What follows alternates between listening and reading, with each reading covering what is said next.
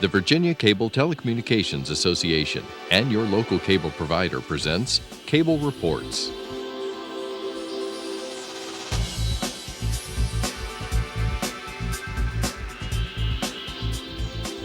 Join us now as Cable Reports brings you up to date on current issues facing the Commonwealth through discussions with your local legislators and other policymakers from across Virginia. From the General Assembly and the City of Richmond, I'm Woody Evans for Cable Reports, brought to you by the Virginia Cable Telecommunications Association and Cox Communications, connecting Virginians to our government. We're pleased to have Senator Adam Ebbin with us today. Welcome, Senator. Thanks for having me again, Woody.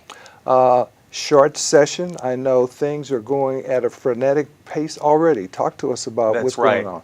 Well, we've got 2,731 bills as of yesterday. That many? To handle in 46 days, that many. But that's not all of them. There's going to be more introduced up until Friday at this taping. And I've got 35 of those bills, so I'm questioning my own sanity. Talk to us a little bit about your district. I know it's a very vibrant one. It is. I think it's the best in the state, and it goes on the Potomac River from Crystal City to National Airport to Old Town Alexandria and to Mount Vernon Estate. Mount Vernon? Really? I didn't know you. Okay, tell me some more about that. It's an honor to represent Mount Vernon, and a lot of people don't know that George Washington was a Burgess in the House of Delegates when he got his start. But the fun bill I have this year, I was trying to have one fun bill, is to designate his whiskey, George Washington's whiskey that was first bottled or distilled in 1799, as the official spirit of the Commonwealth. Official spirit of the Commonwealth. Yeah. That's great. Everything else, we're going to try and make a difference in people's lives, but I like to honor Mount Vernon whenever I can. Amazing. You've got the Potomac River as part of your venue. Water quality has always been an issue. Anything happening in that regard? Sure. I mean, it's always been an issue for me, and I care about the environment. And Alexandria, like 800 cities around the country, have what's called combined sewer overflow, which means that when it rains, the stormwater combines with the wastewater more than the treatment plant can handle and goes into the Potomac. And it also goes in Little Hunting Creek, which the city is dealing with 3 public works projects on that. But the part in the Potomac, the community and I would like to see accelerated. So I introduced a bill to kind of keep the city at the pace they were at. But there was another bill that some called the nuclear option from a senator further down the river, much further down the bay. And he wanted to take away all city funding, $150 million in 3 years if we hadn't solved the problem. So I brought to the General Assembly an engineer's report about how long it would actually take. And I brokered a compromise that I'm pretty confident will pass the Senate by Monday. So tell us a little bit more, because obviously the city is engaged in a process that will result in resolving this problem. It's going to take quite a bit of time, and I assume quite a bit of money to do that. Yeah, right now the city's spending as much as $120 million to deal with the outfalls into Little Hunting Creek, which is where the combined sewer overflow is most concentrated and more of a threat to the environment. The other outfall at Old Town is into Orinoco Bay. That one could cost $180 to $200 million to deal with. And the money is a significant thing with our water bills scheduled, likely to go up exponentially. But what a lot of the issue is logistics. To perhaps build a 3 million gallon tank, holding tank under the Potomac River or in contaminated soil adjacent to the Potomac River, or to tear up streets of Old Town for years and years, is not an easy decision. So there's a planning phase, and then there's a permitting phase with the federal government and the state government. Then there's got to be preliminary engineering. It goes on for quite a while. And we want to make sure that the best and most effective solution is what's arrived at. So we've extended the year and taken away the threat of loss of state funding. So this is something that you hope to be able to resolve with your other colleague who has this other bill in? Yeah, he had the nuclear option. We've been meeting, and I'm confident that I'll have it resolved in a way that is more workable and takes away the threat of the loss of city funding. Now you serve on, I think, two or three committees on the That's Senate right. side. Agricultural is one.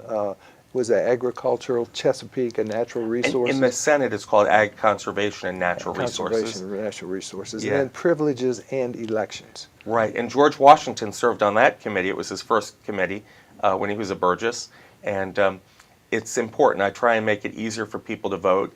This year I've got bills to have something called automatic voter registration, and it's good for convenience, but it's also good for security, because when you go to the DMV, you would automatically be registered to vote unless you say, I don't want to be registered to vote. Because right at the DMV, you're proving already that you're a citizen. They have your information. You don't have to fill out a paper form that someone has to re-enter and possibly misspell your name or your address or make a mistake. So it's good. Some other states have done it, and I'm hoping we can bring it to Virginia. Security, convenience, and increasing participation in our elections. So in other words, when you visit the Department of Motor Vehicle, the local office, you could accomplish your voter registration there. Right. I understand they're using tablets now, so it would be as simple as pushing, actually wouldn't even have to push a button. You would just have to not opt out. And of course, there's been a lot of issues around voting over the past few years within the Commonwealth. Is there any resistance to this automatic voter registration? Nothing is as easy as it seems down here. The bill hasn't come up in committee. I suspect there will be resistance. We've had other bills. The House of Delegates, I understand, killed 11 bills yesterday morning that would make it easier to vote. So it may not be the Senate that's the biggest obstacle. It may be the House. As a matter of fact, there have been issues around voter ID, for example, that have been in the courts, things like that. So I guess those kinds of issues still permeate the General Assembly. That's right. I understand the House voted yesterday in committee to forbid the use of a university ID from out of state as an acceptable identification for voting. If you work at American University because it's an employer ID, that's acceptable as a photo ID. But if you're a student at American University and live in Virginia, that is not acceptable. You can only use photo IDs from Virginia universities. I'm sure you were present at the State of the State that Governor McAuliffe gave a week ago today. What are some of the things in his agenda that you are supporting? Well, I support a more opening and welcoming Virginia that's ready for business. And we don't want to see what happened in North Carolina happen in Virginia, where these crazy bathroom bills get passed and business doesn't want to be a part of that or have their employees be subjected to that. But also, the new Virginia economy includes a lot of things that can benefit Northern Virginia, like cybersecurity, which is not just a way to get jobs, but a real need. We have tens of thousands of cyber jobs in Virginia that are unfilled, and we are doing a lot of things to bring workers retrained, but also to bring the kids up to get them interested in cyber at an early age. And in Northern Virginia, we also have at the Inova Hospital in Falls Church what's called personalized medicine, which is amazing how if you have a form of cancer or some kind of disease, to really get the treatment to the point where it'll treat your disease and you most effectively.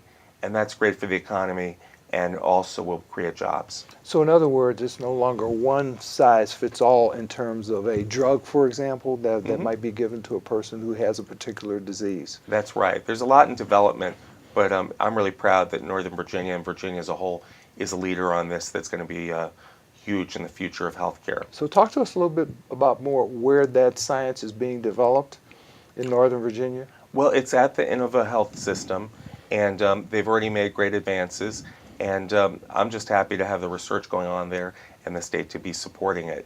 It's important that we diversify the economy in Northern Virginia. We've relied a lot on federal contracting. There's a new presidential administration coming in. We're not sure what's going to happen to exactly with the federal workforce. I have a lot of federal workers in my district, and we also have a lot of contractors in our district and military employees. So I'm hoping that we'll be able to provide the kind of economy that we need to keep jobs and create jobs so that we won't suffer. Our unemployment rate is very low now compared to the rest of the Southeast and much lower than when the governor took office, but we've got to keep working at it. You mentioned cybersecurity and the need to develop that industry, so to speak, not only because of the potential for jobs, because we need it. That was one of the positive messages out of the governor's address, as I recall, talking to parents specifically about their high school kids who graduate and who can get training in cybersecurity. I think he said those jobs began, for example, at a salary of $80,000 per annum. It's nice. I wish I had gone into it when I was younger, but I don't think I'm retrainable.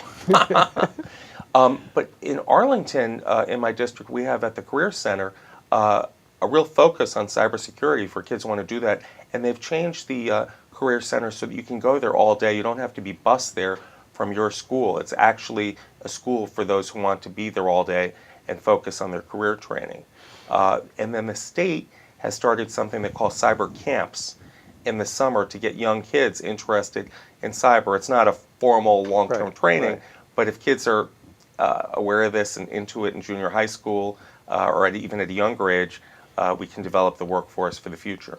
Now what about the role of the community college system, for example, Northern Virginia Community Colleges, in terms of workforce training? How important is Northern Virginia Community College? It's vital. I co-sponsored a bill that I believe passed the Senate yesterday to see that if you have career training rather than just credited academic courses, that you'd be eligible for loans to expand it to the reality of what people are studying. Northern Virginia Community College, I believe, is one of the largest in the country, if not the largest system. And I've been to their Woodbridge campus as well as the Alexandria campus, which is in my district, and it's just vital, and they're busting at the seams and doing a good job. Now they also provide services to adults. For example, a lot of adults who have lost their jobs during the recession, they have the ability to be retrained, if you will, obtain certifications, just as veterans do. Yeah, Governor McAuliffe has made that a real priority, and I've supported his efforts on that line in terms of funding and reconfiguring some laws to make it to deal with the realities of the 21st century in terms of what people are going to do. We've got a lot of people who are not going to go to four-year college or even seek academic training. If they can make a living doing what they want to do, then that's a great boon for the state. And we don't need everyone to go to complete a four-year degree or even a two-year degree. We need them ready to work, and if in the field that they'd like to. Yeah, another example that's often cited relating to veterans returning from Iraq and Afghanistan, for instance, if they had been a medic overseas, they can obtain certification without taking a course that they don't need. That's right. We've done that for other occupations within the military as well. For example, if you can drive a tank or if you can drive a military truck, you can get I believe you can get a commercial driver's license much more easier. And of course, those who want to go further in terms of higher education, we still have the 2+2 program, as I understand it. There's guaranteed admission agreements with a lot of colleges. Talk to us about those. That's right. Well, I voted for that when I was in the House, these matriculation agreements. And George Mason and Northern Virginia Community College have a really great partnership. One of the issues with going from a two-year school to a four-year school is whether or not the credits transfer for a particular course. And there's all kinds of academic politics as to whether your English class at one school included all the components that the four-year school would have required in their English 101. So Delegate Tag Reeson has legislation to deal with that, and I'm hoping that will pass the House. But we do have these agreements, which are great if you maintain a certain GPA that you can automatically transfer in. One of those is at the UVA College at Wise in Wise, Virginia, far southwest, where they have some unique programs. I believe in cyber is one of them, and I believe nursing may be the other, where you go there for your first 2 years. If you do well enough, you're on the path to admission to UVA, a really prestigious university that's hard to get in. Now, the foundation for all of this, of course, is K through 12. How are your local school districts faring these days? Well, Alexandria is growing really quickly. they're good schools, but we have challenges. In Alexandria, 59% of the students are on free and reduced lunch, but the academics are just superior. When I visit the kids there, I'm impressed going to a bilingual school, the Mount Vernon Elementary, or going to Science and Technology Magnet School, Cora Kelly. So I'm really happy with the pace and the direction Alexandria School Board is taking our schools in. We have, I have a lot of high school, or several high schools. I've got Wakefield, I've got T.C. Williams, Mount Vernon High School, and West Potomac, drawing a lot of students there. So I'm pretty cognizant of the needs of top-notch education and do what I can to see that we assist those districts. Is it difficult in Northern Virginia, given the difference in the cost of living, to attract and retain good teachers and administrators? Well, it is, but thankfully, and at a great cost, our local school districts are paying competitive salaries. It costs a lot to do that, and one challenge is that the state does not give enough aid for local education to our localities. There's a formula that disadvantages areas where there's good income from property taxes and where people's finances are better in terms of salaries, yet our costs are pretty high. That's that local composite index? That's right. Yeah. That's right. Alexandria, Arlington, and Fairfax have a lower percentage of their school funding paid for than anywhere in the state, except maybe Falls Church City. Now, what about state employees and a raise? I know that's one thing that they were hoping for. Of course, with this budget deficit, that might not occur. The governor talked about the potential for a bonus, but I know there are a lot of unhappy state employees. Sure. There was just a study that came out that said, I believe state employees earn something like 15 or 16% less than state employees in other states. So the governor's proposed that we give them a 1% bonus, I believe, this year in lieu of the 2% raise that we wanted to get done in last year's budget. We really have to see how tax revenues are in order to see what we can accommodate. Our number one goal in the budget this year is to protect the $1 billion investment we made in K-12 education last year. It was long overdue. Now, there's been some discussion about the use of suspensions in the public school system, especially at the K-12 level. And I think there may be some legislation that people are looking at this session to reform that, especially how school resource officers are used. People think that it should be handled internally with less time in suspension and those kinds of punitive actions. Sure. It really depends on the what the kid did, but I'm always worried that when you send kids and suspend them and their parents aren't home all day, what are they doing and do they really consider it a punishment and what's it do to correct their actions? What I'm much more supportive of is suspensions that occur in the building where they're isolated and put into study hall. Now, what about the use of the juvenile justice system as an alternative? Apparently, there has been a significant increase in that as well. Well, you know, when we put kids in the juvenile justice system, the goal should be to reform, not just to punish. What we don't want to do is make criminals out of kids who've had one offense and make them lifetime criminals.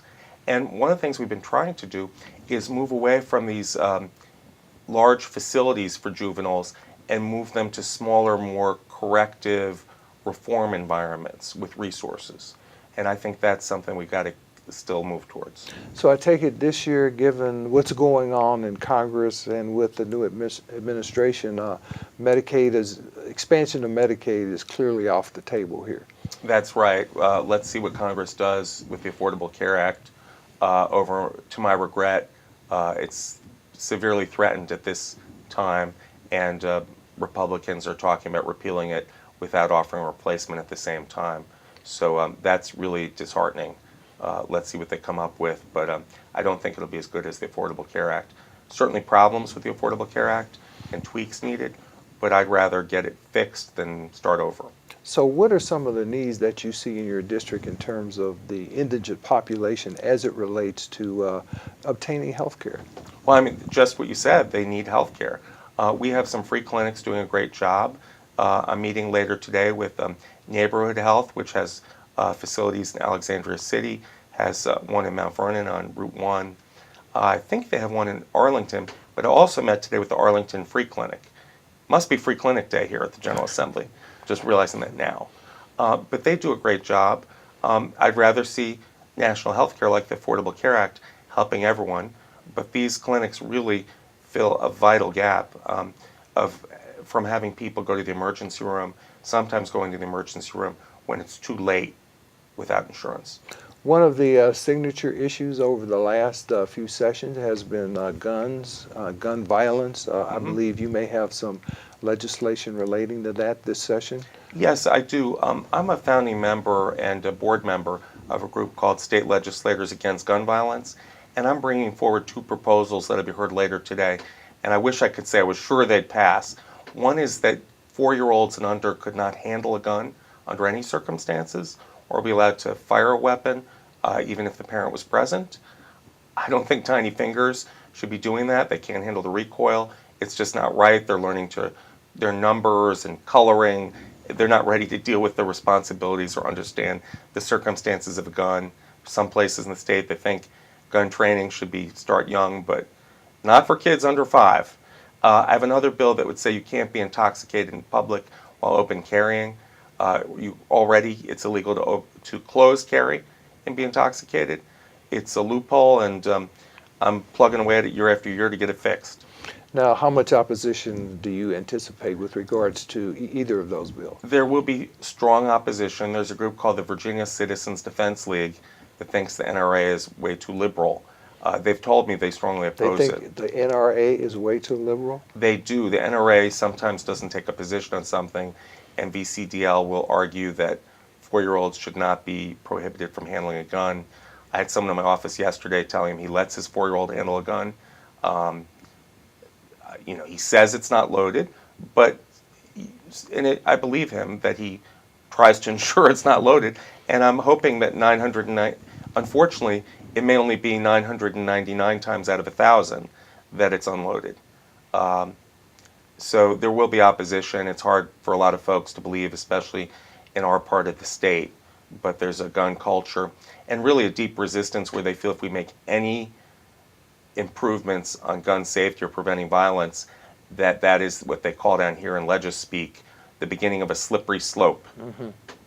Talk to us about some constitutional amendments that you may try to pursue this session. Well, I am pursuing two, Woody. One is to have a 2-term governor. Virginia is the only state in the country that doesn't allow the governor to succeed himself or herself.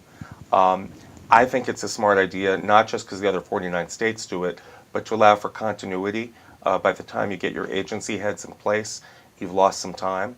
In terms of budgeting, the governor puts forward a 2-year budget and 2-year budget cycle. Right. So when they start, they're living with another governor's budget. Then they have their own 2-year budget. Then they prepare a budget that they won't have to live with.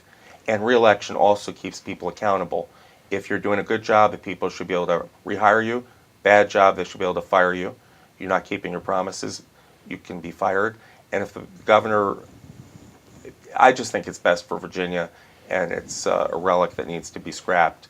I've also got one to eliminate the unconstitutional state marriage amendment that's just not appropriate for the Constitution with the Supreme Court ruling. So what kind of opposition do you anticipate on either one of those? You would think there would be no opposition. The 2-term governor, I'm fairly hopeful I can pass the Senate. House Privileges and Elections Committee can be what they call a killing field for good bills. So there will be opposition there. I'm not quite sure why or how. I'll lobby those members when it gets over. The marriage one, there are cultural conservatives who are afraid that the people in their districts will take retribution against them if they do anything to recognize the law of the land regarding marriage for same-sex couples. How long did it take them to repeal the miscegenation law? That didn't take long, 1 year. But to give women the right to vote, we were 30 years behind the country. Now, the constitutional amendment from the federal government gave us suffrage, but Virginia waited 30 years to fix the code book. I'm hoping we could move towards the Loving versus Virginia correction and not end up with the same kind of dragging our feet that we did for suffrage. It's just disrespectful to people. Sure. It's wrong. And when people read our Constitution, they should actually know what's legal and what's not. Now that's a long process in any case. It takes 2 sessions. Those resolutions have to pass before they go to the voters. Yeah, it has to pass both this year, 2017. There's required under our Constitution to be an intervening election, which will be held on 2017 this year. Then it would have to pass again in 18. Then it would go to the voters in the fall of 18. So it's a complicated process. There are always transportation issues in Northern Virginia. What's happening in your district in that regard? Well, I used to serve on the Northern Virginia Transportation Authority. Now I'm a member of the Northern Virginia Transportation Commission again, which deals more with transit than cars. NVTA was about appropriating money mainly for roads, for a mix. And NVTC will have the power to appropriate money that's provided from the hot lanes in those corridors. We have traffic, and the state has finally got some money in the pipeline after a transportation bill that passed a few years ago. So things are happening. In Fairfax County, we're seeing some secondary roads having repaving, resurfacing for the first time in many years. That's good. Not quite as much money as we might like, but things are happening.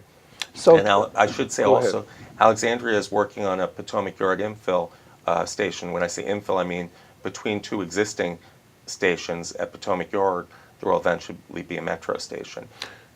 Go ahead. I'm sorry. Also in Mount Vernon, in the long-term future, there should be a few more stations south of Huntington based on an agreement we came to. But you can agree on something, and then funding it is another matter. Sure. Now, to what extent? I think there were some bills that passed over the last few sessions that attempted. There was an attempt to take the politics out of these funding decisions. Well, most of the funding goes through the Commonwealth Transportation Board, which is not supposed to look at politics. The bill that that funded the Northern Virginia Transportation Authority calls for things like each locality getting a percentage of the funds comparable to what they contribute. So there are some good things. Great. Well, thank you for being here, Senator Adam Ebbin. Well, Good luck. Thanks for having me, and please follow me on Twitter. Great. Thank you for watching Cable Reports, brought to you by the Virginia Cable Telecommunications Association and Cox Communications. Until next time, I'm Woody Evans.